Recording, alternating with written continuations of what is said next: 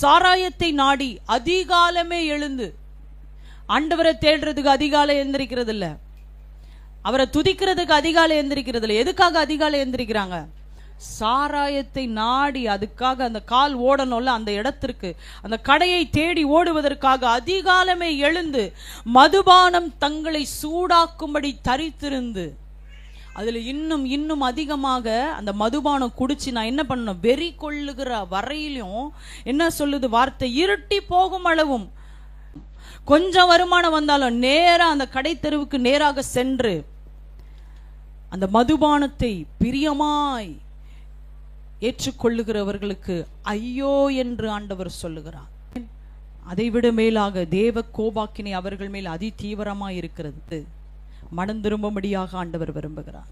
எப்பேற்பட்ட பாவ அடிமைத்தனத்தில் இருந்தாலும், போதையின் அடிமைத்தனத்தில் இருந்தாலும், குடி பழக்கத்தில் இருந்தாலும், ஆண்டவருடைய வார்த்தை இன்றைக்கு உங்களுக்கு நேராக வருகிறது.